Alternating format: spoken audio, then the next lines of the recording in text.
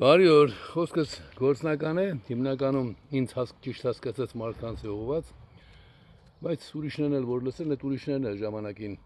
ուշադրումով ինչպես իրենց պապերը, այրերը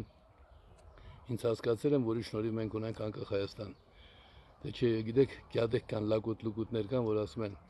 Արցախյան շարժումը սկսեցինք, դրանով հասանք անկախության։ Այ իշուտ ձակ։ Դու կարող ես ասում ես որոշեցի գնալ Մոսկվա, բայց հասա Փարիզ։ Այդ այնց հոգեկան հիվանդներ կան, բայց ինչև է։ Ժամանակին ձեր մեծերը ինձ լսելով ի վերջո 2.400.000 մարդ մեր պատմության մեջ ոչ մեկին, գուցե միայն Տիգրան Մեծի ժամանակ, բայց ոչ քվեարկությամբ, ոչ մի հայ այդքան ձայն որևէ հայ չի տվել, հայերը չեն տվել իրենց նպատակների համար։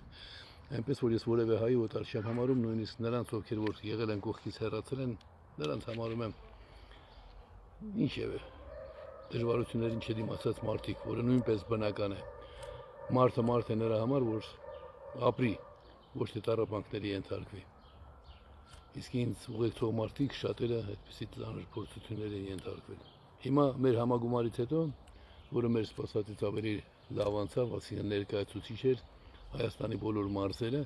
ճիշտ է երկու մարզից ընդամենը 5 պատվիրակ կային, բայց այնուամենայնիվ բոլոր մարզերը լիարժեք ներկայացված։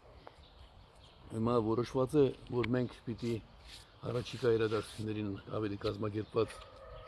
ընթരാճ գնալու համար վերականգնենք մեր բոլոր կառույցները նախնական տարբերակով։ Սկսել ենք Երևանից, եկող կիրակի ամսի 10-ին տեղի ունենալու Երևանի հայ մականների հավաքը, ընտրություն, այսինքն ընտրելու են Երևանի հայ կազմակերպության նախագահին, խորհրդի կազմ, հետո արդեն նույն ընթացքով մյուս մարզերում, կարծում եմ ամեն ինչ մինչև ամսի 25 կավարտենք եւ այն պարտադիր չի, որ հազարավոր մարդիկ մասնակցեն, բավական է, որ ներկայացուցչականության պատրաստակամություն ունեցող հայ մականները, այսինքն այիմ կարևորությունը մեր պատմության մեջ հասկացած, բացի այդ, այն մարդիկ, որ հասկանում են, որ եթե դու ունեցել ես հաջողակ կազմակերպություն եւ հետագայում ուզում ես հաջողություններ ունենալ, ամենակարճ ճանապարհը այդ կազմակերպության աջակցելն է եւ հասկանալ նրա գործունեության սկզբունքները, այսինքն հասկանալ թե ինչն էր պատճառը, որ եզերքը բարեհաճ գտնվեց նրա նկատմամբ։ Գիտեք, չենք ունեցել էլի, 10 անգամ ասել եմ, 100 անգամ էլ պիտի ասեմ, հայերս չենք ունեցել կազմակերպություն, որ ժողովրդի համար ծրագիր մշակի եւ այդ ծրագիրը դարձնի հետո ժողովրդի սեփականությունը։ Նվիրյալներ շատ ենք ունեցել, հետևողականում պայքարող, անձնազոհ, բայց հիմա դա չի կարևորը։ Կարևորը երկրային կյանքում նպատակները իրականություն դարձնելն է եւ դրանք իրականություն դառնալու համար պիտի լինեն աստվածահաճո։ Այսպիսով բոլոր նրանք, ովքեր ինձ լսում են, այմական են, գրանցված թե չեն գիտակցում, բայց այմական են, բոլոր մարդիկ կարող են մասնակցել Երևանյան այդ համահավաքին, որը տեղի կունենա ամսի 10-ին ժամը 2-ին, այս տանը, այստեղ մեծ դահլիճ կա,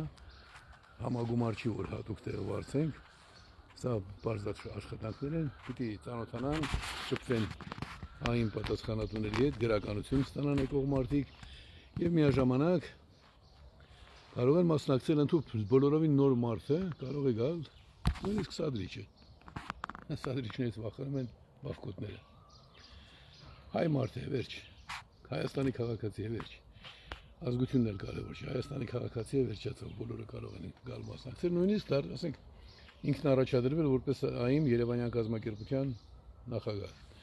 Այնպես որ մենք մեր կապավորները հիմա արդեն աշխատում են, զանգահարում են, բայց ես որոշեցի նաև այսպես ուղղի եթերով դիմել։ Բոլորդ ձեզ իրավունք վերապահեք մասնակցելու ազգային